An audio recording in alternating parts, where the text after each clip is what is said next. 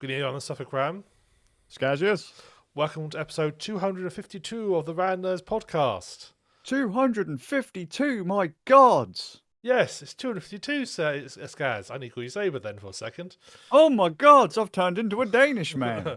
It's because on my screen, the capture for your video from Discord is called Zabercam, and I've never renamed it. Oh, fantastic. So, well, I love that. When I fucking leave, everything gets renamed. When I come back, it's like, well, we can't really be too sure how long he's going to be here for, so just keep it as it is. Yeah, we can't bother to do all that renaming shit. That takes Bit of time. a ball ache, innit? Yeah, it's a bit of a pain in the arse, that is. So, how are you then, Skazios? Still alive, still balding. Don't update your operating system before you're due to do anything critical. I'm pretty sure we've had this discussion before. Yes. Several times over the years. So I just want to make it clear again, don't do it. Just don't. Don't change settings, don't click buttons.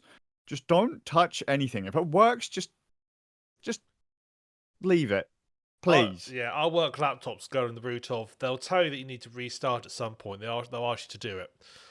And they'll say, like, basically restart when it's convenient for you, but make sure you do it soon. Okay. Then after a while, they start, like, saying, no, we're going to restart at some point. We're going to do it here. We require you to do it. This is what we're going to do. You say, no, dismiss.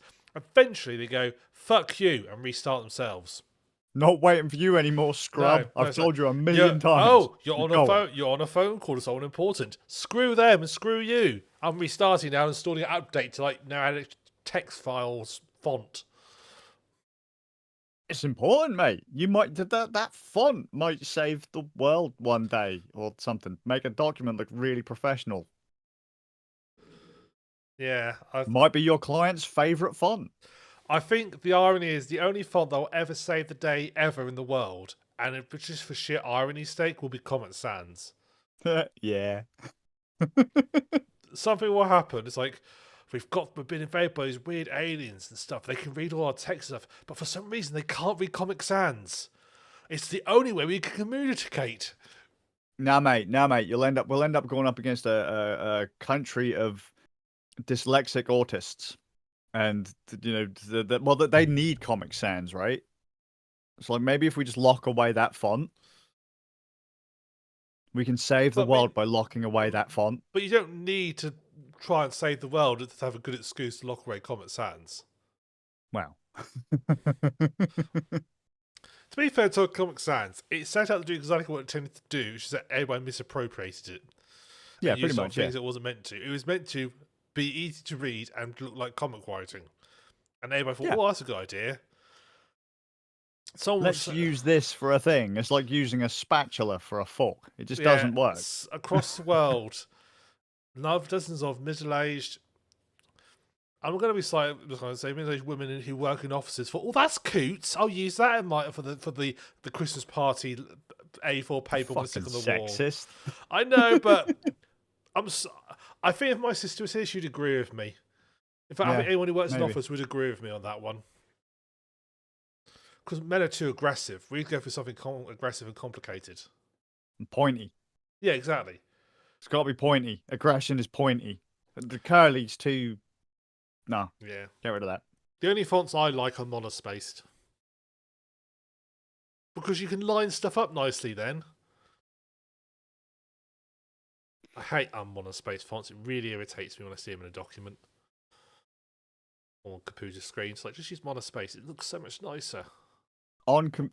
You hate it when you see it in a document or on computer screen. Yeah. So this is why RAM is really into updates to font packs. Yeah. When there's an operating system update and it does include a font pack update. It's why I tend to use notepads. The main thing I tend to use when I'm writing something, to be honest. Same. It's just quick, it's easy, it's no frills, you can just get what you want done. Who needs fancy fonts? And it's monospace. Dude, I'm surprised then you haven't started. If this is how you're going to go, right, I am surprised that you haven't gone, mate, check it out. Apple have updated the fonts on their phones. And then, I don't know, They might have done. I don't actually know if that's true. They might have done, but Maybe. it's something that clearly excites you. So if anyone's going to know, you'd know, right? Yeah, I don't know. I'm one of these people who hold off updating their phone as long as possible to make sure that all the bugs are fixed. That's never going to happen with Apple. They've had this current like the beta version of the current operating system has been out for a while now, and still not great. No, I can't say that because nothing has gone catastrophically wrong yet. It's fucking annoying though, because my phone went. So phone and laptop had an update, both at the same time. Cool. Worked fine. No problem. No problem. Took a while to do. No problem. Okay. Then I was like, okay, iPad 1 has an update. iPad 2 doesn't have an update. Watch doesn't have an update. But to have it sync properly together, you kind of need it to do the thing. And it's just not doing the thing, man. Oh. Just, that, and I don't like the new themes. Dude, I don't like it. No. Apple, stop fucking with things, right? If I wanted my iPhone to look like an Android phone, I wouldn't have bought an iPhone. Yeah. To be honest with you, actually, in the grand scheme of things, I didn't buy an iPhone because I wanted an iPhone. I got an iPhone because you don't put parental controls into a fucking app. Yep. You've put it as a part of the operating system, not as an app. Just as a note, Apple's keychain password safe was also baked into the operating system. Now it's a fucking app. Can I please have the parental control stuff as an app, Apple, so I can fuck off back to where I want to be? Thanks. Tim Cook says no. Fuck off, Tim. He's literally just texted me now. He says, watching the podcast, tell Skazz no. Just because I know it'll wind him up, no. Fucking Tim. Yeah. He said it is actually a feature, but specifically disable that all the devices he owns. As soon as we sit registered to him or one of his family members, we disable it. We did kick it around the office a bit, and then it was like, that's really going to annoy him, innit? Yeah. Keep him in. My dog has just switched the TV on. Excellent. Anything good? No, it's on the YouTube app, and it's currently selected as one of those adverts because YouTube have the big banner of adverts at the top of the app. Oh right. Let me think. What was the sex toy one we saw the other time? What, Love Honey? Love Honey. Yeah.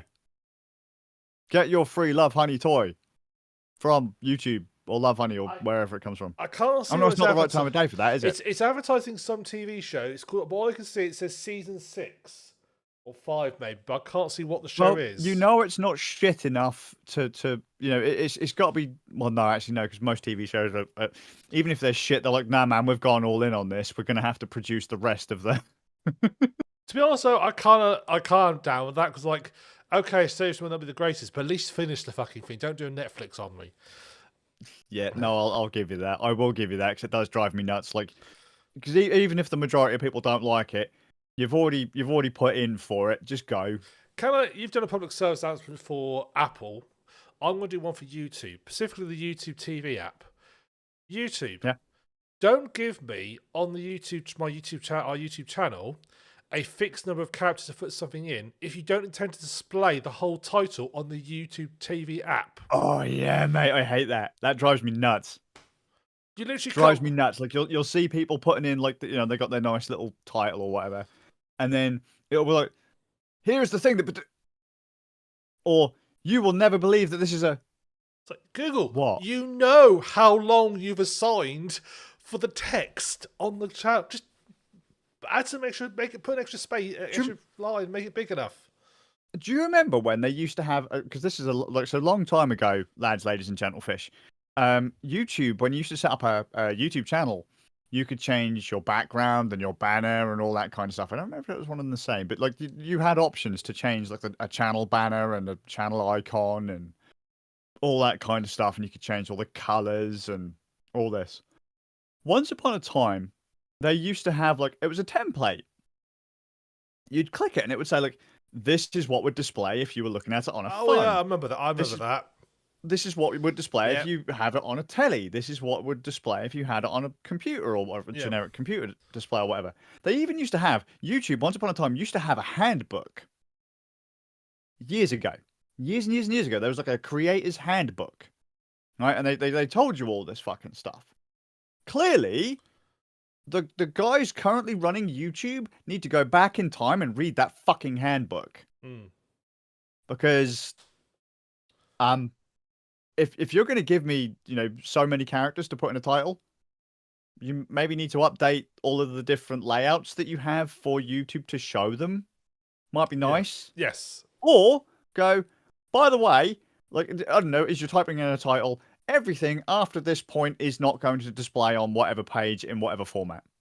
Yep. Then why even give me a recommended length? I mean, well, I can understand 7 it. inches. I know, I can understand it, like, because on a TV screen, we know TV screens are so small and tiny, you can't afford to have all that extra text displayed. It makes so much sense. It is true. Because they are so tiny, so hard to... If they literally displayed so much of character, it'd be impossible to read. I can understand totally why they've chosen to, like, not put an extra line. Or even do it, like, where on some apps it was, like, scrolls across. Yeah. Like, yeah. Give us that. Yeah. It's like I can understand it if you like a different organization had made an app that worked with YouTube on the TV and they were like not related to the people who make the YouTube, but they're the same fucking company. Well, wasn't the original YouTube app on iPhone not made by Google? I don't remember. That I do not know. There are third party. I can't remember, but the app wasn't the YouTube logo. Yeah, on iPhones, there are still third-party YouTube apps out there. Might see there's one for the Apple TV. I don't know about to download well, it. That's fucking good reason. Yeah. Like download and fix it. Yeah, YouTube. Apple, parental controls in an app, please. Stop changing things. And Google, titles. Yep. Mark them. Indicate length. We're not. Yeah. Either make the title smaller or like just make it well. I mean, I'm not asking for much. Consistency, people. Yeah. Yeah. It annoys me when you have such big companies as well, right? That they've got so much money and so many stuff behind all of these things that no one's actually sat there and gone, "It's a bit shit, isn't it? We should probably fix that, shouldn't we?" Why have you not done the equivalent of like what big organisations do? Like big news organisations have a style guide. Literally a few pages. But they did! That's what I mean. They did! Why haven't you got that enforcing it? Look, that's the thing, they did! Bob, you've made this all new those app. years ago, they did! Bob, we've just seen you do the new YouTube app. Now explain to us your reasoning to convert all the text into Comic Sans. Well, we did hear that the autist, I've forgot the other thing that we said, the people who can't read because of the weird lettery, shapey, curly, spinny, moving text. We're in a war against them. But then why are you putting it in? Well, because I'm one of those people. They're already there. Yeah, explains everything. Just making shit up now because you can't explain big corpo bollocks. It's basically what's Apple? 3 trillion? Trillion? Yeah. They're huge. They're like, guys, you've got so much fucking money. Why am I having theming bugs as if this was an open source project? I have less issues with a spin of fucking Fedora or I don't know, Ubuntu than I have with fucking Apple OS. I just love the way you just pronounced Ubuntu there. Ubuntu, I thought that was wonderful. Just put you sound South African. If that's where it fucking come from, you pronounce it like how it fucking do the thing. Is it South African? Yeah, I think the isn't the head of he's African, isn't he? Is he? I'm gonna. Yeah. I'm very sorry for the audio listeners and viewers. As I'm about to Google, you're going to hear the It's all right. microphone stand. Microphone stand. And now it'll turn out that he's from like fucking, I don't know, California, which is where most people are from. Birmingham. Probably. Let's look on Wikipedia. Scunthorpe. You're going to give me a name of who developed it, who looks after it.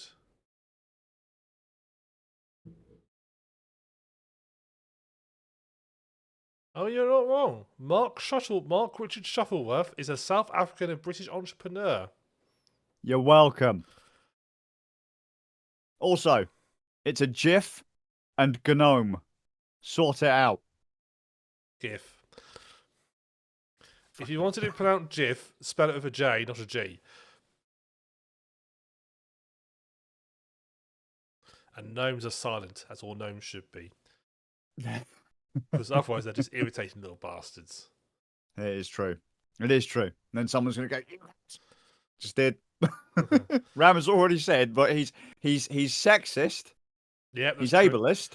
Yep. You've now clearly got a beef against fucking Ubuntu. So I've got a beef against fictitious races in D&D and other yeah, you fantasies. have, you fucking racist. I said You're not even fucking real. I criticised the orc cheerleaders I said I found them very disturbing in Blood Bowl. Yeah, that was great. The rat ones are fine though. The rat ones rat ones are dangerously close to awakening something in me, so I'm ignoring the rat ones too much. But now that was Blood Bowl 3 though, wasn't it? Yeah, it's not on Blood Bowl 2. You don't get rat ones. You only get them in Blood Bowl 3. Boo. Ooh. Yeah, it's now making you wonder why didn't Blood Bowl 3 sell more? They should just put those rats in the bikinis right on the front page, and that would have sold loads. Yes. All right.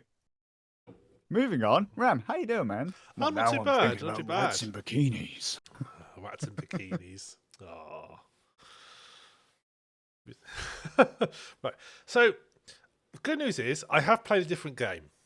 Have you? But I haven't played anything, mate. I will give you an Empyrion Galactic Survival update.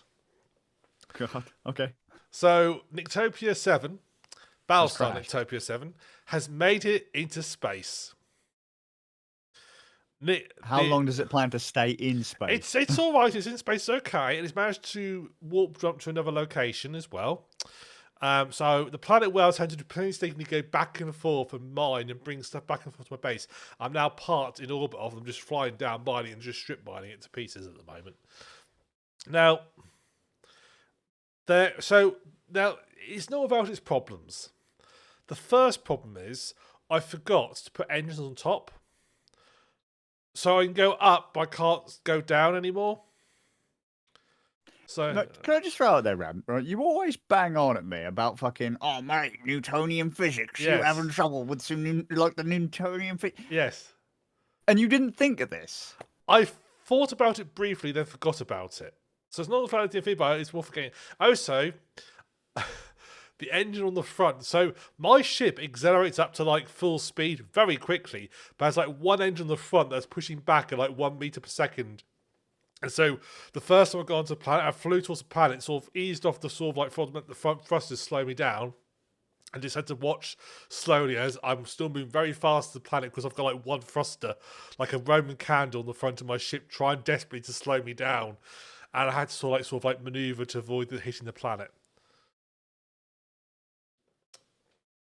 Oh dear, Discord doesn't like you again, I'm afraid, Skazz. I don't get this because it only does it doing podcasts. It doesn't do it in games night. It just doing podcasts. Don't get it. Right, hang on. So let's have a disconnect.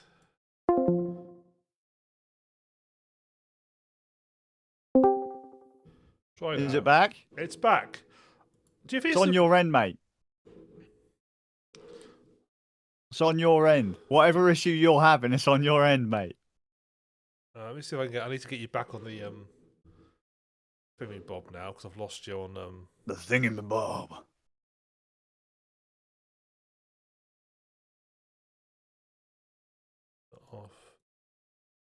We need to buy you a Mac, Ram.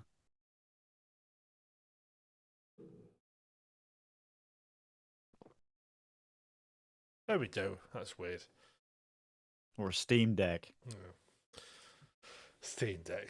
Yeah, so anyway. No technical issues if you're running on Linux or fucking Mac. We will not allow it. Then, if someone rings, no, they're not allowed technical issues. If someone has technical issues with their Mac, a per white helicopter arrives outside, very smoothly contoured, and a load of Apple robots wearing Vision Pros drop down and execute the person before they can reveal the secrets. Apple genius, mate. It's the Apple geniuses. That's what they do when they're not at the bar. No. You go. Also, I will say the Apple Genius bar is a very shit bar. They have never served me a drink there. No, I was really disappointed. Went to the bar. You go in there. You go into there, and you say you expect you're going to get like sort of like nice whiskey while you're sort of having your laptop fixed, but you get nothing. So what kind of fruity shit is this, Apple? Yeah. Where's my drink at? Yeah, but what you don't see is when you walk into the Genius bar, you walk up to the thing. There's a trapdoor, and it's like I've got a problem with my laptop. Oh, have you? Just stand there. Off you go. Ain't nobody having trouble with their Apple computers. You're having a problem with your Apple computer? Buy a new one. Yeah.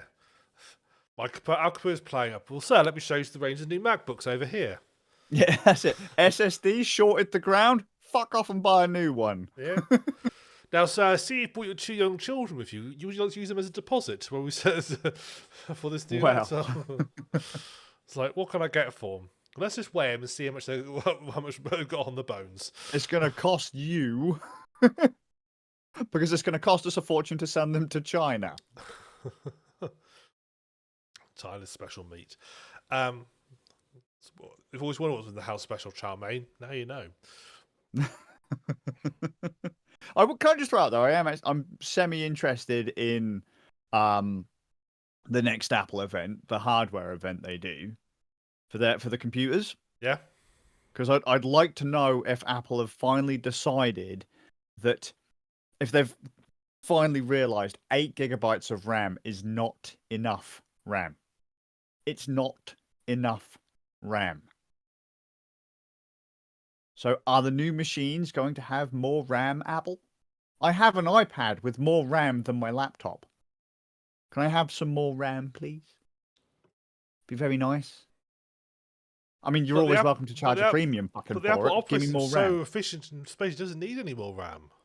Bullshit. More RAM. When I can fucking flood... Well, in fairness... Just right. A quick update for you. The dog has now switched off the TV. Good girl.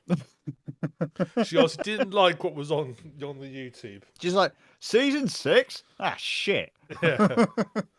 Bless her. It's getting to the stage now where she has to start having her pyjamas back on again in the evenings because it gets a bit cold overnight. Oh, bless her. Bless her. You know, once it gets below like 20 degrees, she starts feeling the cold. Oh. Because she's got like no fitness to her skin. And she's, an old lady now. No, she's not. She's beautiful and forever young. She still runs around like she's forever young, to be fair to her. Anyway. So I've now started strip mining the planet I'm nearby, which is quite good. Cool. Put resources out. Unfortunately, the resources that I need to make more engines, so I can actually like go up and down and back and forth. So you can actually stop. Yes. Unfortunately, the planet I'm on hasn't got that resource on it because I've gone to the wrong planet. So I now need to. I'm sort of like, well, I'll show what I've got here, and then I'll jump to another planet and get the resources I need.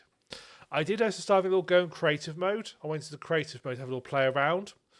Because obviously creative mode, you basically there's no limits. You can do what you want. There's no limits, and start sort of like seeing how quickly can I break the game engine is sort of my attempt.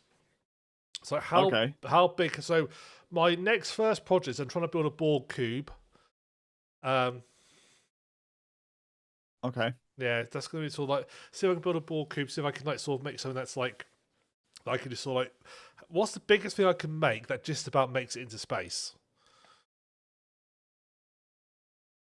Borg cube. Given your current thrust issues, but it's creative mode. I have no limit. Oh, yeah, fair point. You I can can just put as stick many. them on. I can stick as many inches as I want. Well, then what does it fucking matter then? If you're in creative mode, how big can you make it? Bigger than the fucking planet? I want to make it. See, that's what. Do you know what? You'd laugh. What? I have considered trying to build a Dyson sphere around one of the planets. Like, can I literally encase the whole planet? Actually, that's. I wonder. Oh dear. The cogs are turning. Nictopia 8. Yes. Yes. I wonder. I get enough mining lasers. Could I mine a planet into nothing? Yes. Hmm. Give it time, humanity will do that to the one that we're on. Yeah, but you see, my I imagine you can do it too, Ram. I see, but you always have the ability to magically, in like most of our games, they have the function to magically trash something, which just makes it disappear into the ether and never seen again. Whereas in reality, we can't really do that very easily. So you mine stuff. All you do. This is why mining. This is why mining's not. This is why people get confused about mining if it's environmentally friendly. All you're doing is moving stuff from one place to another. It's fine. Sure. You dig out of the ground, you put it in a truck, you move it somewhere else, and then you undo stuff with it. It's fine. Turns into a Tesla. It's fine. We're just changing shapes. Yeah, it's fine. Just. All we're talking about here is it's like planetary Play-Doh. You know, you stick the squidgy stuff in the thing, and you put the shape thing in, and you squeeze it, and then the shape comes out. That's what you're doing. Exactly. That's all it is. Exactly. I mean, people whinge and complain about this sort of stuff, and and how much it's all like. Look at the scale on the landscape when you strip mine something. My point is this: that stuff has gone somewhere else, so just somewhere else is a bit more lumpy than it did before. Well, yeah, it has gone somewhere else, into your pocket, so that you can watch YouTube videos. Yeah, exactly. Exactly. It's for the greater good. What does Africa need land for? No, they don't need it. What does China need all those heavy elements for? No, they don't need it. I'm just making shit up now. Yeah, they don't need Wherever it. It's we fine. source precious metals and stuff, whoever's got 'em. Yeah, it's sort of. I think it's like a lot of South African, South American countries support it. Isn't cobalt? Oh, there you go. So fucking isn't Venezuela? all you geezers in not the United States, you're done. Yeah. Look, the simple way to look at this is your country. Look, simple thing is, if your country is run by a dictatorship, it means that the ones that aren't with dictatorship can exploit you. It's wonderful. Yes. It's normal. It's the way of things. It's fine. It's fine. But just remember, it doesn't matter because ultimately the gold's still around somewhere, just not where it was. Not where you want it. No, exactly. It's just not where it was. What's the big deal? Mate, it's fucking wonderful. You look at it and you're like, you guys have got all the cool shit we need. Okay? And by we, I mean pretty much majority of the world, yeah? But the guy that's running your country doesn't really give a shit about you. And we don't really want to pay for it. So we'll give him $1.50. He'll give us shit tons of the stuff. He'll be rocking around in, I don't know, diamond encrusted helicopters or whatever it is that people do with lots of money that they got from exploiting someone else. Buying hippos. Yeah, and you'll get fucking nothing. Or they'll come over here and buy boots and jackets and shit. Range Rovers. Yeah, they'll come over here and buy all their cool shit, and then they'll fuck off back to their big palace, and you can live in the hole that they just dug. Yeah, it's a win-win. It's a win-win. They made you a new hole. One more. Yeah, exactly. And there's people in Africa going, wait, is that how that actually works? Like, yep. Yeah. People in China going, is that how they work? Well, that's why they put the nets there. It's not to stop you from jumping off the buildings. It's to stop you from falling into the holes.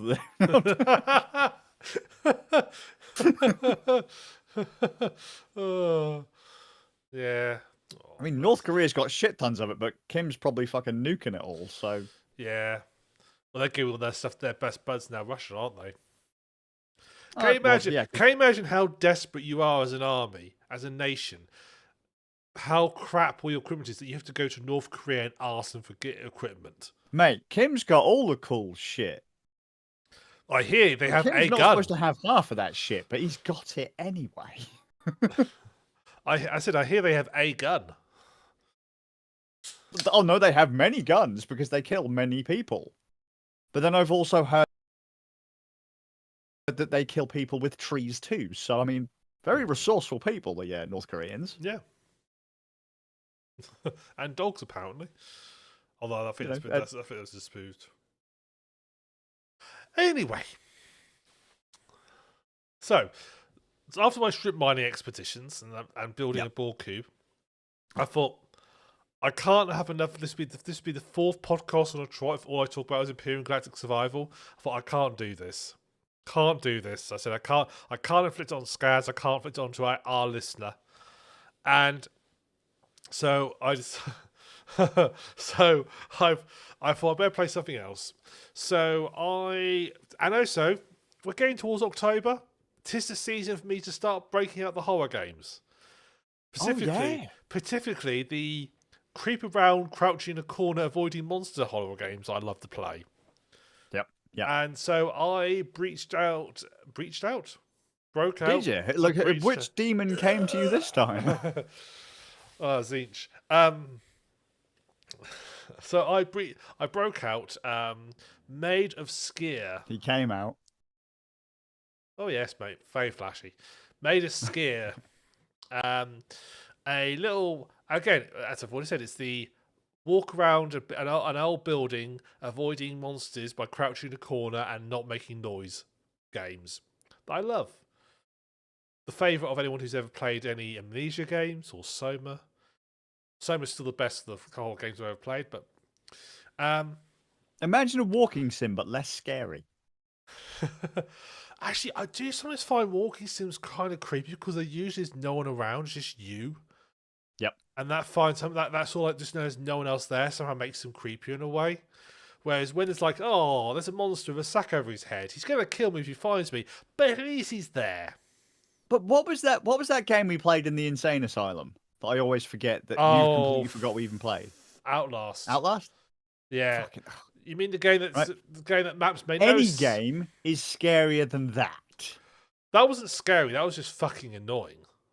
Because if I'm playing a game and by the end of it I want to become a fucking serial killer. The one section of that game was when you dealt with that mad doctor. That was good. That was the only good section of the entire game. The rest of the game, it was better than the rest of it. I mean, good's a relative term in this regards, but it was the only good part of the game. The rest of it, it's like it's literally they downloaded a texture. They decided to use everything. What's the colours room? A slight shade of brown. What's on the floor? A slight shade of brown. What's the colours room? A slight shade of brown. The bed, a slight shade of brown. Well, they kind of went the Xbox 360 route, didn't they? Like everything was just brown. Everything was brown. It's just every level was brown boring. Or grey. And also, when it comes to like horror games, where you mentioned like the places have to make sense. When I play a level where it just feels like it's been designed as a game level, not as a play, it doesn't make sense. The best you'd like it to feel like it's all connected, like the building would fit in what seems to be the outside of it. Yeah.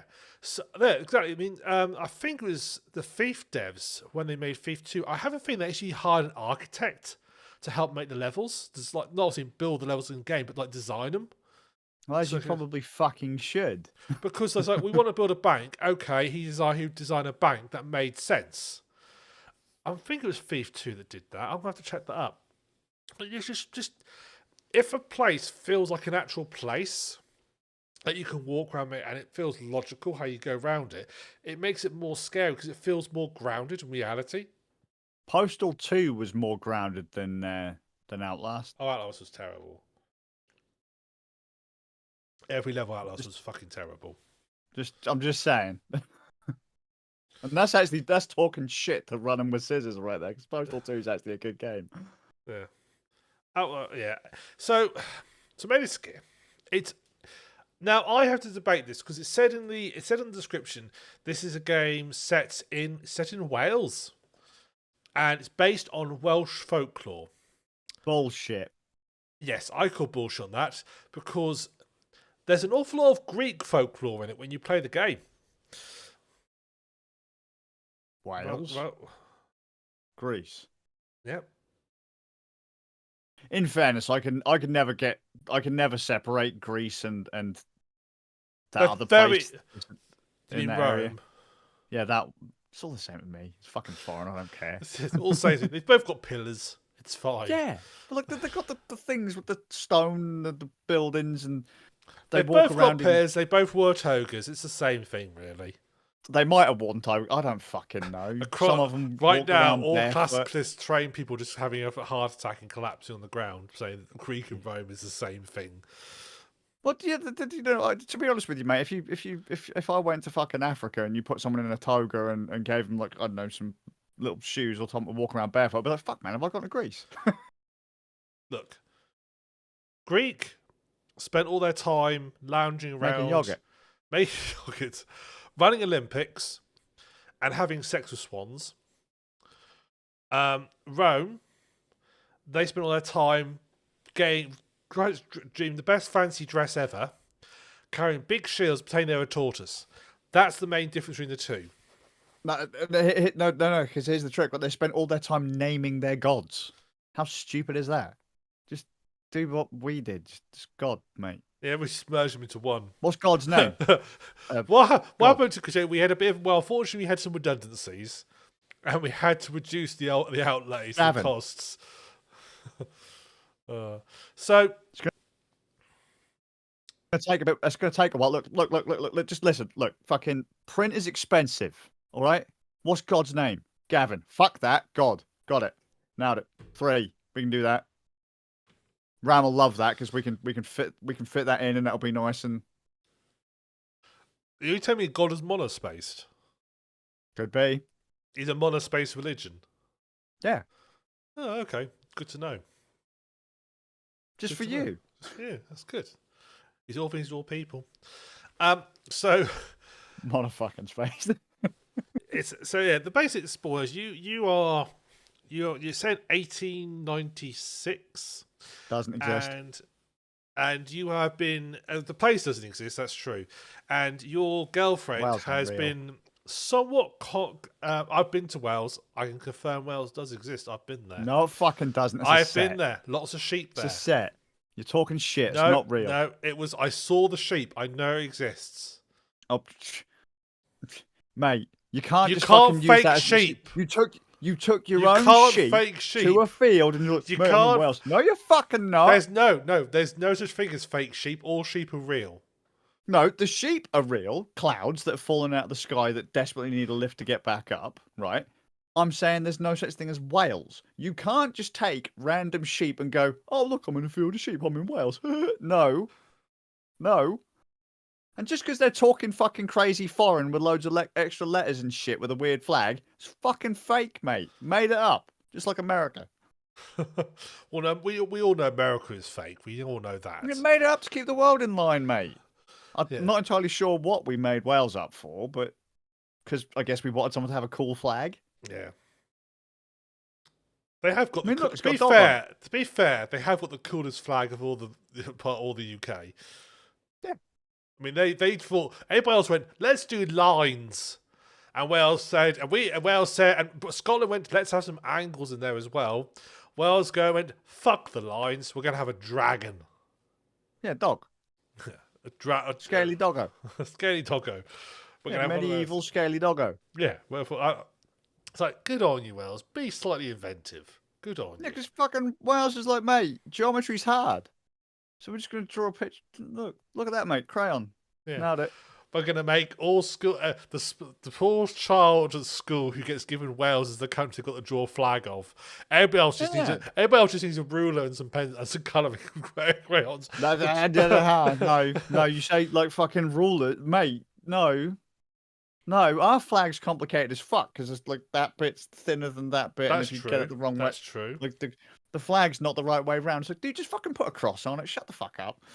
Yeah, but if you go for the arm, if you just say, I'm just going to do the English flag, you're sorted then, aren't you? Hang on. Nailed it. What colours? So you literally need. If they do the English flag, you literally need a red pen and a ruler. Yeah. That's all you need. You don't need hopefully anything a white sheet of paper. If you haven't got a white sheet of paper. Well, I'm assuming you're going to have white sheets of paper because it's school, they're going to have A4 paper. I'm assuming that's the case. Don't know, mate. Not these days. But let's be fair, actually. No, because they probably don't even have paper because kids don't know what the fuck pen and paper is. So they're just getting the scissors and cutting out the iPad. It's even easier on iPad. Just download a photo. Look what I What made. the fuck is this? Country's flag, mate. Oh, and by the way, all of that was complete bullshit, because if that were true, that would have meant that Wales was real. It isn't. That's the story that we tell children. Oh. Heard it here first. Next, he'll be saying And haggis. anyone that tells me they're Next, from he'll be fucking Wales, saying. I'm just like, no, don't talk shit. Next, You're he'll not be real. next, he'll be saying the haggis doesn't exist, and I've seen haggis. No, haggis definitely exists. Oh yeah, I've seen haggises. Haggis But totally exists. Going to Scotland to see the herds of haggis is such a majestic thing to do. Yeah. Wild haggis, mate. Fucking everything's deep fried. As it should be. Mate, that's why, like, Australia, right? Everything's barbecued. Why? Because everything bursts into fucking flames. Scotland, everything is deep fried, because I can't get away with saying that they North invented Sea the deep oil. fryer. They've got lots of oil. Yeah, well, because of all the grease from the beards. Yeah, in the North Sea. Oh. Can I say, as much as I know how horrifically terrible they are for the environment, I kind of think oil rigs are cool. Dude, the technology behind an oil rig's fucking amazing. I would love to go on a tour of an oil rig. I know it's not possible because no one wants like some random fat nerdy guy who's got no physical ability to go to an oil rig where they're trying to like do like important stuff. But man, I'd love to go and have a tour around mate, an oil rig. I'm just going to throw out there, I know some people who have worked on rigs, you'd be fine. You'd be fine. As long as I could like sort of like be the one who sits in the office like clicking the button on the computer screen that goes, make more oil. Make less oil. As long as I could do that bit, I'll be alright. Do they have do oil rigs have a someone who just needs to sort of like stream stuff all the time? I could do that. I don't. Just making this clear for the audio viewers. Oil rigs don't make oil. Yes, they do. So you don't make more. Yes, they do. What are you talking about? Of course they make oil. And then where do you? Look, I have where to the make hell this do clear, you? Ram, because Right, if whoa, not, whoa, someone's I'm gonna going to go, try. Where do someone you said to me think that oils come oil's- from? Where do you think it comes from? Because mate, because Are you going to say dinosaurs is not true? Because dinosaurs aren't real. Made those up too. No, they are. Fuck's Those sake. are real. I've met one. It's not a very nice thing to say about. Pick your favorite disliked relative who's old. Isn't it? Yeah. Well, let's be fair, No, mate. Given look, our age, we are pretty much pushing the I dinosaur. have played plenty of resource management games, and oil rigs, you plonk them out of sea and they make oil. But then how do you explain why we're trying to move to other things? Because they're breaking the there's- laws of thermodynamics and making too much oil. Well, there you go, people. The reason you need to buy an electric car is because stop making too much oil. Exactly. Because where's it going to go? Look, with mining, mining's fine. You move Are you stuff saying we're from- going to right, drown? Look, mining's fine. You move stuff from A to B. Oil, it comes out of nowhere, and you've got nowhere, and it goes on. So you've got nowhere to put it. Well, it's just This is why oil's teleporting. bad. Yes, this is why oil's bad. There's an infinite amount of the stuff. Just someone has accidentally pressed the button. The computer is hung, and now it's just pouring oil. Exactly. Have you not seen all of Did those you not fucking see the oil oil spawn leaks? point they had in the Gulf of Mexico? Someone left it running all the time. Dude, shut that shit down. Why? Because it's fucking spilling everywhere. Oh dear, mate, it's stuck in a loop. I can't restart it. For fuck's sake, guys, Yeah. unplug it. But it's made loads now. It's like, yeah, but you killed all the birds. They're not real either. No, they're drones from the government. Innit? Good man. But no, it's this. I would like to go see an oil rig. Perhaps when they're all done, when they retire them all, perhaps they could, because they obviously floated them out there, perhaps they could float one back. What, put it in your back garden? Well, not in the back garden, but someone you go visit. Well, now I know what to get you for the next Rand Nerds anniversary thing. You know, what does An Rand oil want rig. a ticket to a fucking oil rig? I would love to go to an oil rig. Yeah. As long as I the don't thing have is to though, if you're gonna go to an oil rig, you got to do a podcast on the oil rig. Oh yeah, I'm not so keen doing the whole where the helicopter drops into the water bit, because apparently it's something they do. You fly there, and at some point they drop the helicopter into the water. You have to swim out.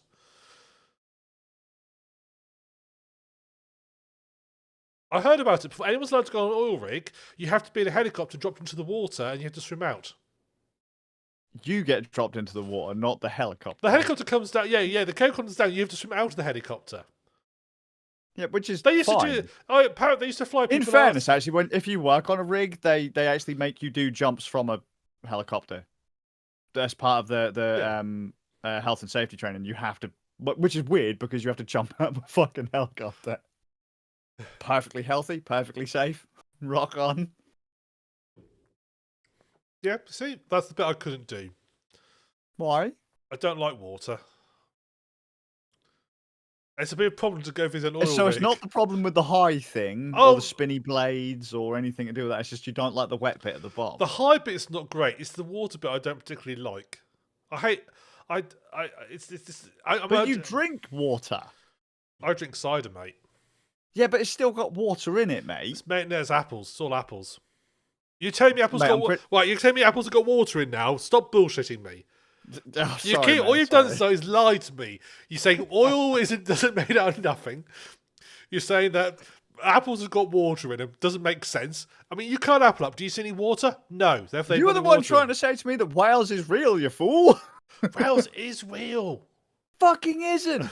If Wales is real, then apples have water in them. No, that makes no sense whatsoever. That makes no logical sense.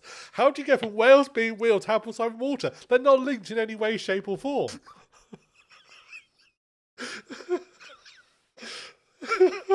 So we're going to have to establish at this point we are both completely full of shit.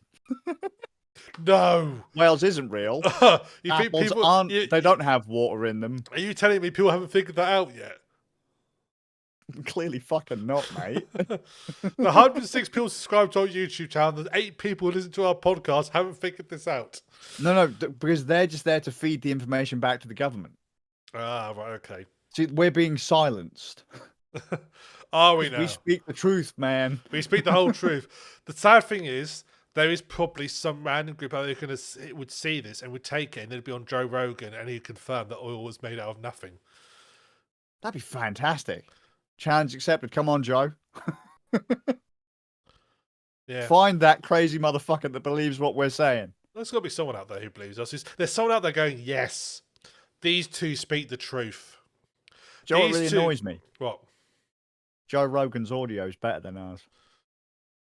That's amazing. Right now, at least. That's amazing. His audio is better than ours. That fucking annoys me. Because he's such a twat. He's balder than I am too. There you go. That's because that's from twattiness. It's a known factor. I mean, I'm getting there. Look. You are. I'm quite impressed. You're going very Sonic the Hedgehog, I have to say, at the moment, with it all sticking up from pro. Yeah, I'm going for a bit of a Doc Brown at the minute. I'm waiting to get zapped by the old 1.21 gigawatts and. So if you're Doc Brown, who's going to be Marty? My dog. Oh God! Can you imagine Back to the Future if it was your spaniel in charge of the whole situation? Oh, that'd have been beautiful. Although I would have most definitely been killed by the terrorists at the start. Yeah, yes, he would. Yeah, he'd have barked at them. Well, he'd have probably actually been their mates if they offered him food. So True, that's true. if they'd have turned up with a Mickey D's bag as they were shooting me, that they went to the drive-through before they came to kill me, he'd have been happy as a picking shit. Yeah, bless him. He would. He would hate you, and he'd like so. Oh yeah, this guy's a loser. Yeah, fuck that guy. You would have What a about cool. me? Yeah. Now, obviously, the DeLorean is obviously famous for being a fairly uncool car turned into a cool car via a time machine. What's your version of the DeLorean? Oh, that's easy, mate. Any classic Lotus. Trouble is, it's got to get up to 88 miles an hour.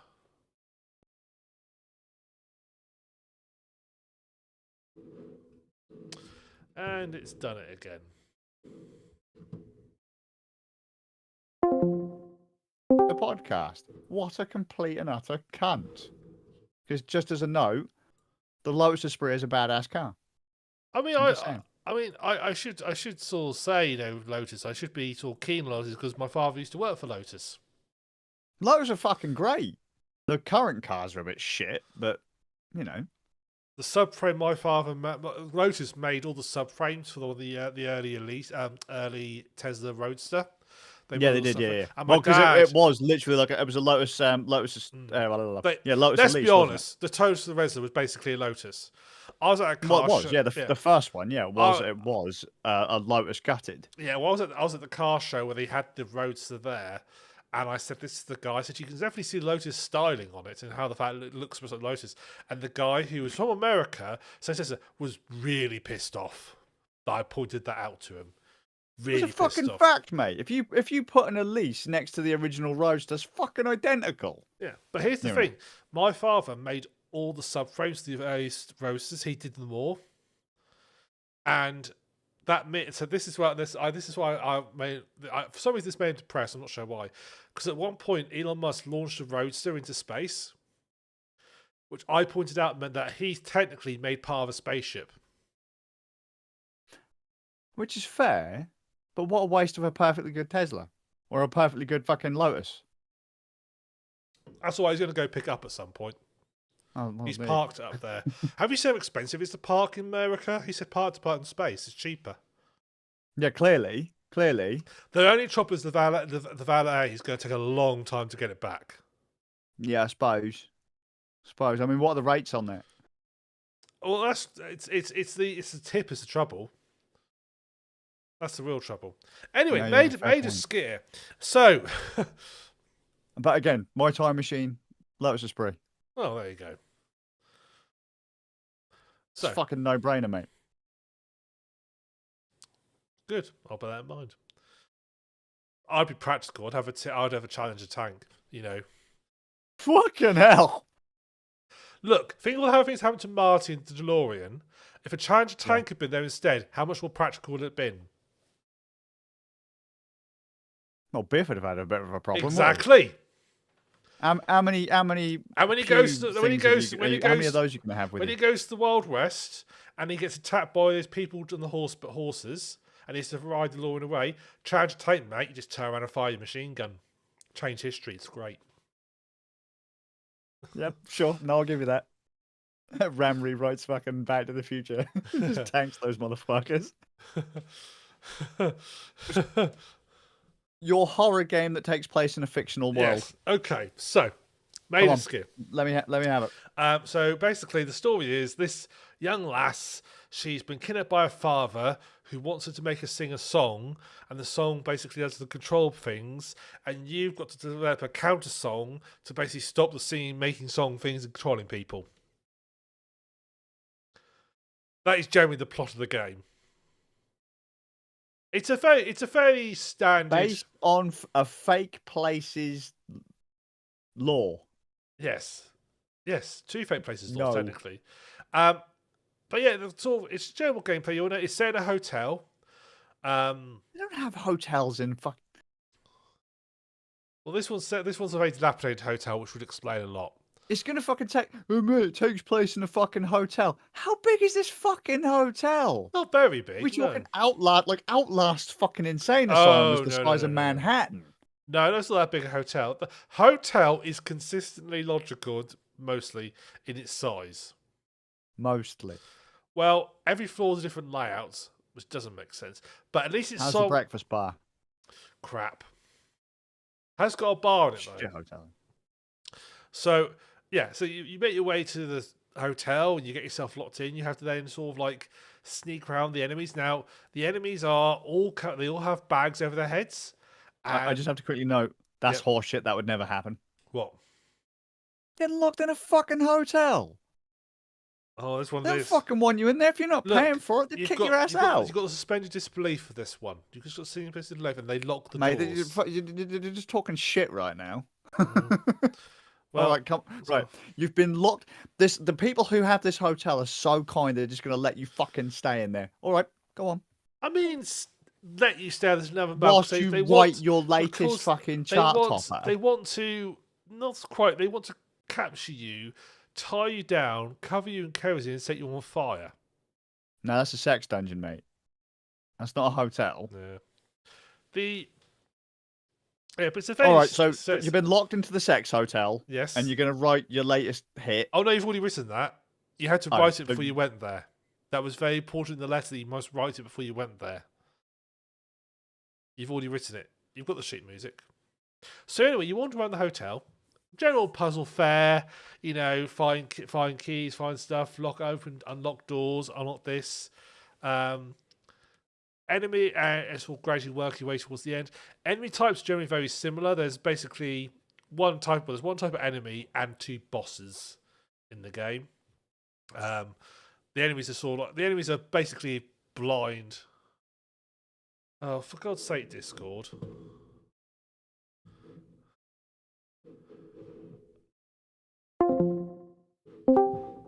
Bloody Discord.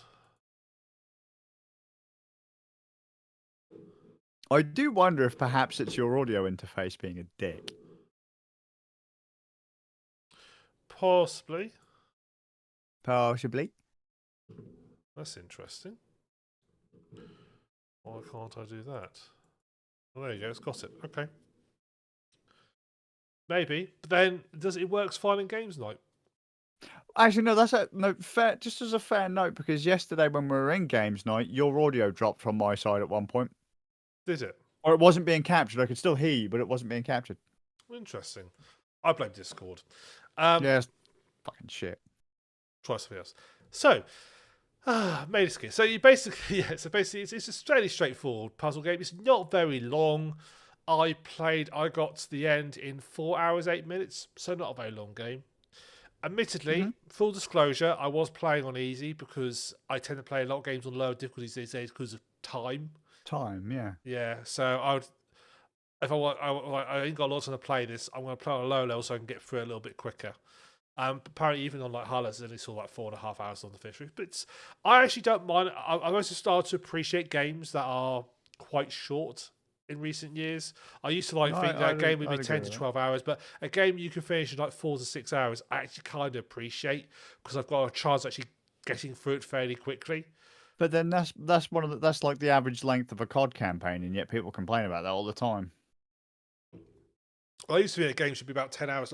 I think it depends on how much the game costs relative to a lot of people don't like that argument, but that's one that I use as well. Basically, cost per hour. Yeah. So this game isn't particularly expensive compared to how long it lasts. If I paid 40 quid for it and only got 4 hours, I'd be pissed off. So sure. If a game's not too expensive and it's anyway, that's fine by me. I'm not so worried about that. I'm happy with a shorter campaign. And also, I think, especially in the case of survival horror games, they can very quickly outlast their welcome. So they need to. I think shorter games work better unless they're very good at reinventing. So again, my go-to example of that is Soma. Soma, every level had a different type of enemy, and it was unique to that level, and it worked differently. So you had to adjust your strategy each one. That kept it fresh. Whereas most our games have the same enemies from level to level to level. They get boring after a while, so you tend to rein off them after a while. I personally find. So I prefer a game that's short, that doesn't outlast its welcome. Also, because the thing is, the whole time playing horror games and survival horror games, I hate them. I hate the stress of them, but then afterwards I feel really glad I've done it. Yeah, sure. It's the roller coaster effect, I think. It is rather weird that you choose to play a type of game that stresses you out or winds you up. But then when I've done it and completed it, that's all like mild adrenaline rush. It's just like gives me a bit of a thrill. Yeah, no, I'll give you that. So, but yeah, I love horror games, but I hate playing horror games. It's really weird. I get really bored when I play horror games. Really, they're just so slow. But then I've got to be honest, I tend to find a lot of games boring these days. Yeah, I can get that. I get that. Because they're not mechanically complicated enough. No, I get that. I mean, most in the case of most of these sort of like horror games, they're basically collect things and go elsewhere, and they're generally, although it's like a big open area, they are very much designed in a way that you go through in a fairly linear way. There's only really like one way that you can fuck up. You'd be very hard to fuck up, but there is like one point where if you don't remember to go somewhere, because there's like doors and stuff that are locked off by certain key types, and there's one that you come across really early on that if you forget it's there, and you You're don't fucked. go to it, you can't complete the game. Well, you can complete the game, but you can't get the good ending. Yeah, So, okay. so they does sort of rely on. But then, if you're paying attention to the map, it would be obvious. I will say the map is wonderful because the map they've just like, we're not going to fuck around. You need to collect these things. Here's the map. We're just going to put the icon where it is on the map for you. There you go. We're not going to fuck around. I was like, oh, that's good. I'm quite happy with that. And as you go through, they'll generally highlight all the important things. Will just be highlighted on the map, so you know exactly where you're going. The sort of like overall like it's a fairly straightforward and simple. It's like basically find these things, escape, do much else. There's a bit where there's no real tricky bits in it. I died once, and that was more because I wasn't paying attention to where I was in a dangerous situation, but didn't realise what the danger was till it was too late. Yeah, sure, I get that. And then I was like, oh fuck! But as soon as I died like once for the entire game. Again, I'm playing on easy though, so you know. There were a couple of points where one thing I do quite like about it is the enemies AI. They're not like patrolling. In most of these games, they tend to patrol a fixed route, and they go from waypoint to waypoint. Mm-hmm. This one, they're a little bit more freeform. They tend to have like an area that they tend to wander around in, and they're like some bits, but they're not really patrolling per se. So you can't totally. You can sort of predict what they're doing. You can guess what they're likely to do, but you can't 100% predict what they're going to do. I quite like that. That makes it a little bit more interesting. There are a couple of, like, say, bosses who are these. There's one guy called Abraham who, when you meet him quite late on, he's this big tall guy who stops around. He knows where you are at all times.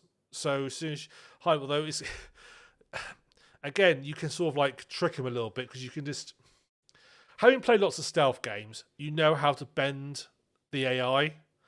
So he knows where you are, but he can't like walk through like a low vent. So you find these vents, you walk to one side, wait for him to walk all the way around. It's like, oh, hello, mate. And then you just go back through and off you go. Sure. And so you can just do it. And then there's another boss where he'll play the piano. And as long as you can move while he's doing that, as soon as he stops, you must go stay still. Otherwise, he'll find you. But nothing particularly complicated, pretty fancy. But it was enjoyable enough for like 4-hour spin. It's like watching an okay film. You know what I mean? When you watch a film, it's like, yeah, you know what? It's not going to win an Oscar, but actually that was okay. This game felt like that. It was time I spent. It was enjoyable for the 4 hours I played it. It didn't overstay its welcome. I got to the end. There was a little bit of challenge to it, but not too much challenge to it. It's just about nice. It wasn't like how far do I get around this? And I just enjoy these type of stealth games. To be honest, I just enjoy these type of things. It's just my thing. I like Skazz. I like slow paced stealth games. I like hiding in the corner and like working out what the enemies are going to be. I like that sort of stuff. You see, you say that, but some of my favorite games when I was younger were stealth games. I just don't like modern day first person, really slow to a crawl, really like if a game looks like it's come out of Unity, I know what you're I saying. don't want to play it. Well, you'll be pleased to know that Maid of Sker is made in Unity. One thing I would say, but actually one thing I did dislike to me or to get used to is your walking speed. You can run in it, but your default walking speed is fucking slow. Sure. Your default walking speed is like, I just can't describe how slow it is. I think perhaps because I walk quite fast in real life. Yeah, that's partly because I worked in retail and had to be walking up and down the store lots. So I got quite a fast pace going I used to, and so playing this with a slow walk speed, it's like nobody walks this slowly in real life. I mean, you'd be surprised. Well, no normal person walks this slowly in real life unless they've got a good reason not to. It's just this guy is just. Is he just walking with a Zimmer frame or something the whole way around the game? That is irritating. After all, you get used to it, and a bit like Mud Runners yesterday, the map's actually smaller than it feels. Yeah, sure, yeah. So it doesn't cause too much of an issue, but and also the enemies walk very slow as well, to the point where even crouched down, you'll outpace them. Not much, but you outpace them enough. If you're walking away from them, they won't catch up with you. It's it's other than that, it's an all right game. If it's something you pick up cheap in a Steam sale for like £3 or £4, and you like that Yeah. sort of style game, perfect. If you don't like that style game, don't buy it. Yeah, sure. Simple as that.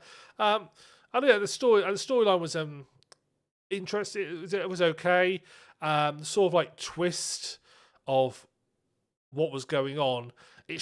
Comes really early. It explains why they have these abilities that they do, but explains it really early on. Mhm. And it's like, oh, okay, you've just told me the entire plot line, not the first hour of the game. So, Yeah, okay. sure. It's like But then it is only a 4-hour long game, it is only a so 4 hour long game, but you can tell they're trying to be a bit mysterious about it. But it's like, well, that's obvious. Anyone knows any like basic mythology will be able to say, oh yeah, that's that. So yeah. but yeah, other than that, but no, I think it was it was enjoyable for the time I spent. It was enjoyable. So yeah, I give it a little thumbs up there. If you like that sort of game, you have to like that sort of game. Otherwise, you will hate it. Sure. Sure. So there we are. Right. Was there anything else from yourself, Skazz, before you wrap up? Well, I'd actually completely forgotten about this, but Netflix Mm-hmm. game streaming. I've seen that. Have you seen it? I've seen it, but I've not dabbled with it. But I've seen it. So, my wife pointed it out the other day, because she was like, I just come in from a walk, and I was like, oh, she's playing a game on the telly. Hang on, we haven't got a console hooked up to the telly. What's going on here? And she's got a phone in her hand, and I'm like, oh, maybe she's like casting it, like airplaying it, or Yeah. casting it, where you stream the thing from your phone onto like a Chromecast or an Apple TV or something like that. No, she was on Netflix. She said, "Oh yeah, check this out," and she was playing Reigns. You know the card game Reigns. Yeah. I think I've we've played that. spoken about it on the podcast I've played before. that. Yeah. And you basically, the idea being that you've got like a scenario is played out, and you get basically yes or no options. Mm-hmm. And depending on how you answer, you swipe left or right with your cards, and that will change how the thing of your kingdom plays out, kind of thing. Yeah. The history of your kingdom goes. She sat there, kind of, just playing this on the TV, using her phone as the control, and I'm like, so what the fuck's going on? She's like, oh yeah, it's just part of Netflix now. I can play some games on the TV, but the control pad is my phone, and she kind of flips around her phone, and on the screen is like a D-pad and a couple of like little touch buttons, and she's just sat there, and we sat there and played Reigns for a bit. She's like, check it out, there's a bunch of other games on there. Nothing overly complicated, because beta of a streaming service. And Netflix has been getting into gaming of late because if you play games on an iPhone, some games are only available to you if you have a Netflix subscription. Okay. I don't know if you've seen that. I have not dabbled at all with. I don't really do any gaming on the iPhone. Sure. If I'm Well, honest. just as an example, Hades, Mm. which I've spoken about briefly before. If you want to play that on iPhone, I believe it might. I don't know if this is still the case, but it is only available through it's like Hades Netflix edition or something. You can install it, but you can't actually play it without a Netflix account. So that they're doing that. There's like 50 different versions of a game on fucking iOS these days, and you can have the version you buy from the store, the Apple Arcade version, and now the Netflix version. It's kind of a clusterfuck, to be honest with you. But Netflix have been doing this gaming thing for a while. I figured Netflix would get into a game streaming because they are a movie streaming platform. And the way as I said, the catalog's pretty simple. You've got stuff like Reigns, some very basic platformers, like little puzzle games and things, like really simple indie puzzle games. Like where you have to rotate objects and kind of solve the puzzle, or like you get put into a. In a weird way, it somehow makes me feel like when Sky Interactive first launched and had like half dozen games. And on it's funny you say that, because it's exactly what me and the wife said. When Sky was a thing back in the day, they had the interactive service, and there were some very basic like games, like fun Bubble games Bobble though, and but things like basic that. and that, yeah. And this is largely what the Netflix stuff is. There, you won't see any like AAA games on there or big indie titles on there. But it'll have like escape rooms, like little puzzles that you can do. Find the object in the room. The room has a number on it. Use the number to unlock the safe to go on to the next level or whatever it is. And as I say, some platforming games in that. The way it works is obviously you select the game on your TV, like your Apple TV or your Google Chromecast or whatever it is, um, and it will then ask you to pair your phone. So it will give you a QR code, and you scan the QR code with your phone, and then you have the control pad is then on your Oh, cool. phone A bit screen. like when you link YouTube to your TV. You can use a code and stuff Yeah, to yeah, do you can that. scan a QR code and it's then linked to the app on your phone, kind of thing. So you get kind of a controller app on your phone. Because you think loads of people have tried game streaming. It's the next logical thing for Netflix to do. They have had a game studio for a while, I believe. I think Amazon even has a game streaming platform now, Luna. I don't know if that's still a thing. You had Stadia, On Live, Luna, GeForce Now, that kind of thing. So Netflix are doing their thing, but they're doing it differently because they're not actually selling hardware. It's just a you've got your Netflix subscription. Here's some games. Scan the code. Play the thing. It is in beta, so you get the control because you don't have any physical hardware though. Control wise, it's a fucking bollock. Hmm. You can tell that they were very select with the games that they picked because there's no feedback on the controls. No. Games that you Um, don't require a lot of feedback, and presumably games don't require a lot of like fast reactions. The ones that I played didn't. I can't actually remember what some of them were called, but there was one that was like a Castlevania style platformer, an indie Castlevania style game. Um, Trying to play that game using the touch screen controls on the phone, like I've got to duck, I've got to jump, I've got to do Ooh. precise platform and semi-precise platforming. 'Cause it's an Hmm. indie game, so it's not super hardcore with the platform. It's like jump from here to here and hit the guy. That at times felt a bit more difficult than it should have been. Yeah. That, and I have to say, the controls, my God, were laggy as fuck. Hmm. I can usually compensate for input lag, but it really did seem to vary between button presses. There was That's nothing particularly consistent about it. well, it's probably not actually as it's not. There's no hardware per se. It's all going through the internet, isn't it? There's no direct link between your phone and the Apple TV or whatever it is. It's going via But then Wi-Fi up and that's down. how Stadia worked, Hmm. because Stadia's control pad was the thing connected to the internet. It wasn't True. actually connected to your computer per se. True. Um, but the way that this worked, there were I could be pressing spamming the attack button and it could go 1, 2, 3, 4, 5, 6, 7, 8, and you're like, where's the consistency? So trying to actually adapt to the lag was quite tricky. Here's a question for you. Have you tried it with like you have that? Was it the backbone? Is it that peripheral that allows you to connect to your phone and like put inputs? It didn't seem to give me any options to use physical controls. It was just literally press the buttons on Hmm. the screen. Um, Again, I was using an iPhone at the time. My wife did try on her Android phone, but she only really played Reigns on that one. Which it Um, doesn't need twitch reflexes. no. Um, so I don't know if maybe it works better on Android versus iOS, or like if there were any kind of like optimizations there, or if, say, for example, if you've installed the Netflix app and you're using the Netflix app. I don't know how the controller app works. I don't know if it actually downloaded anything onto my phone or just kind of put this like temporary overlay on like running through the browser or whatever. I don't know. Not something I really kind of fucked around with to look into, but um, there could be ways that it's better or worse. Like maybe you have a better experience on an Apple TV or a higher end TV device than what we were using. Um, I could see it being neat, but it must be very early in development because the video quality wasn't fantastic.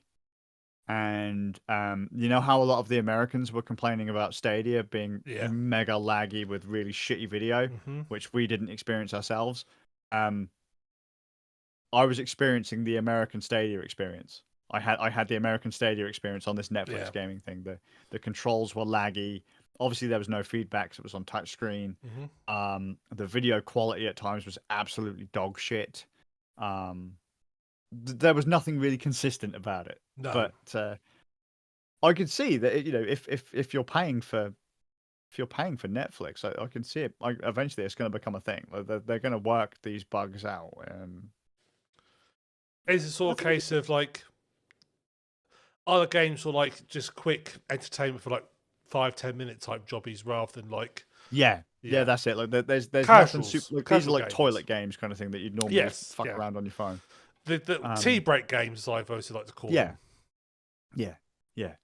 There's nothing as it stands. There is nothing like really hardcore on there. Like when On Live came out, like some of the big titles that On Live were pushing all the way back in the like 2012, whenever it was, they were pushing like the Batman Arkham games and Saints Row and Warhammer 40k Space Marine on Oh, their streaming platform, and they work pretty well, yeah. right?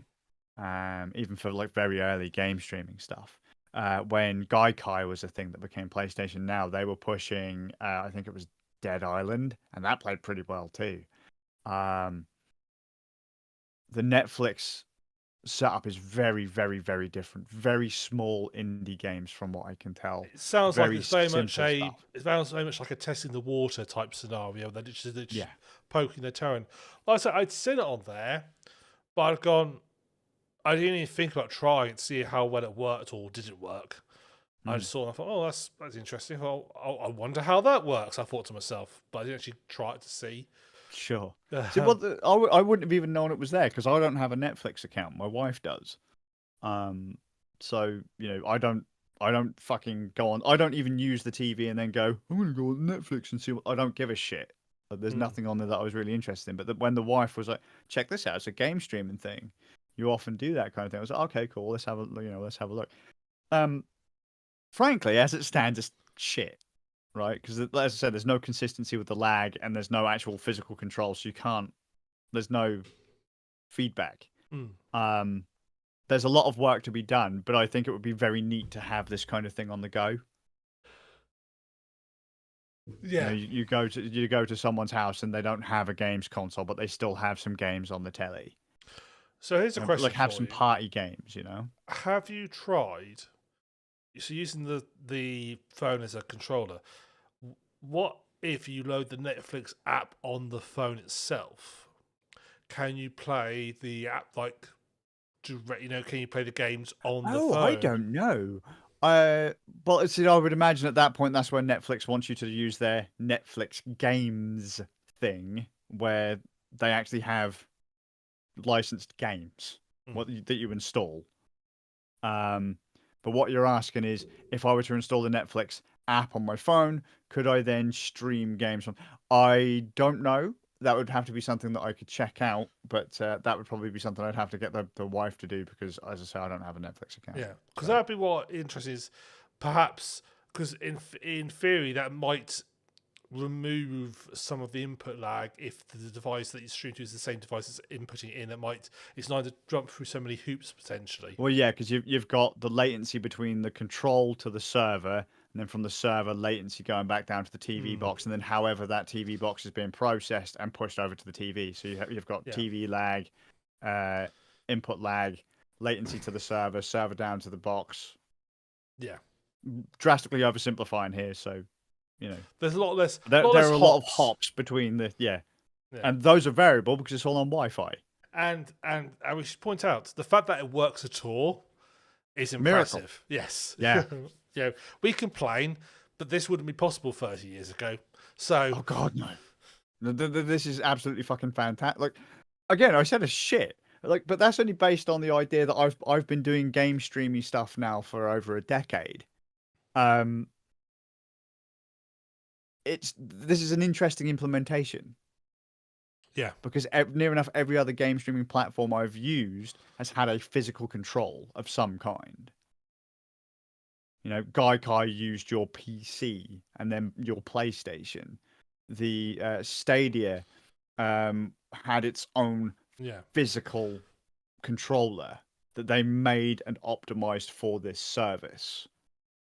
Let's be All honest. They're Netflix, basically they're aiming for the fact that most people have well, pretty much everybody has a smartphone, yes, and they know that, so they're clearly going down the route of let's not try and target. They're not trying to target. They're not trying to target gamers per se, are they? They're trying to target people no. who don't necessarily play games all the time. They're trying to sort of your old Well, mum at that's what I mean. home. It's very casual, very kind of Yeah. party gamey style. I don't mean it in Um, a negative way because there's nothing. There's nothing wrong with playing a casual game here and there. There's nothing wrong with that mhm. because casual games. The point is you want something just quick and easy. It's not been bad. Well, again, at some point, as they optimize it, I imagine that they're obviously going to get more titles on there. So I mean, there'll probably be some pretty solid stuff on there. I could see some RPGs going on there, and you know, and all that kind of stuff. Nothing overly Twitch based, like maybe some tactics games and that'd be pretty cool. Um, the, the the thing with the control pad, and I'll say this now: the issue they're going to have is the fucking differences in hardware. They could find that there's like zero lag on a Google Pixel 9 or whatever it is they're on now, but then someone could then do the same thing on a Samsung phone and find that the latency is horse shit, or Yeah. a Huawei phone, or you know, like I don't know, it's fine on the iPhone 16, but it's shit on the iPhone 13 or whatever. You know, they're going to have a lot of fucking things to Yes. figure out to get this to work properly. But again, the idea that it works at all is pretty cool. No, I said I saw it and I was intrigued. I didn't try it, but I'm glad you've mentioned it because it's interesting to hear how it works. So As I should say, see. I'd actually completely forgotten about it, and that's not to say that it was bad.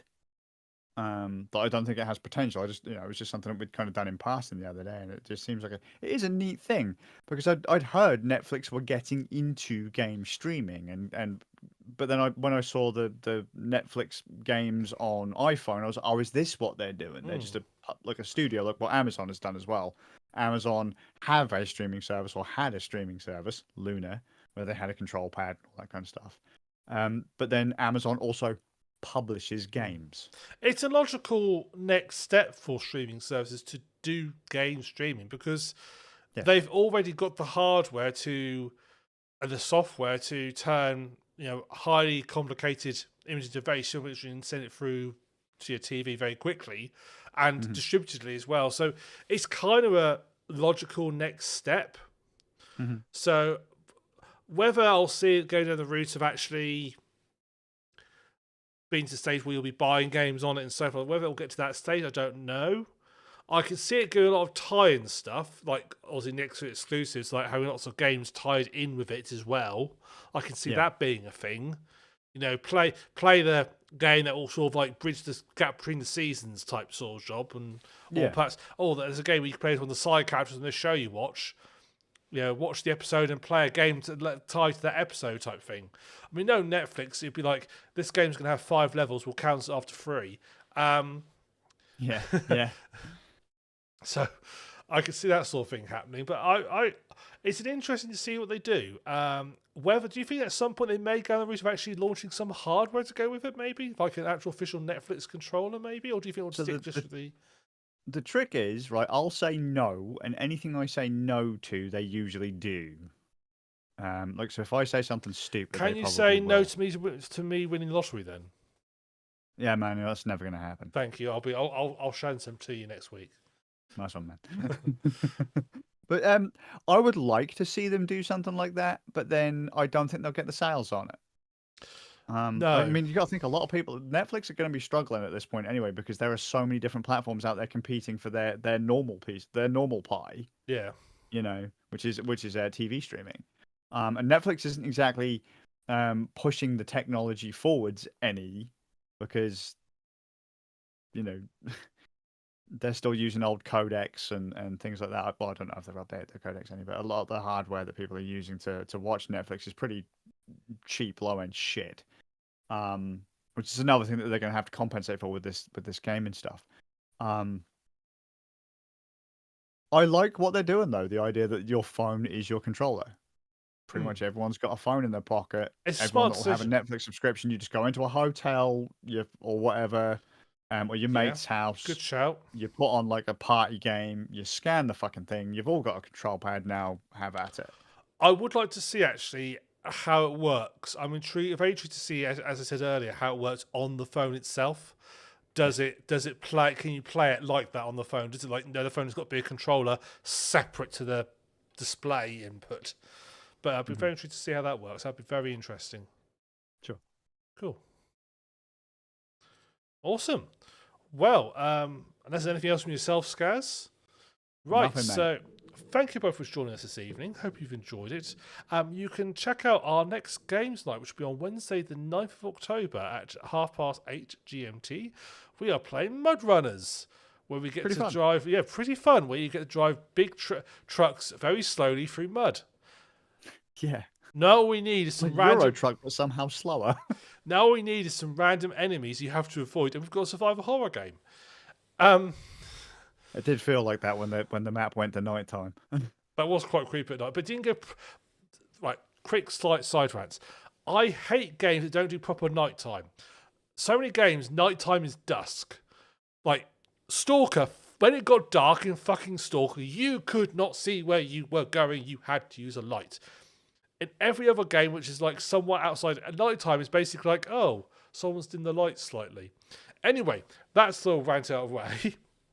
So join us now at 8:30 GMT +1 on the 9th of October.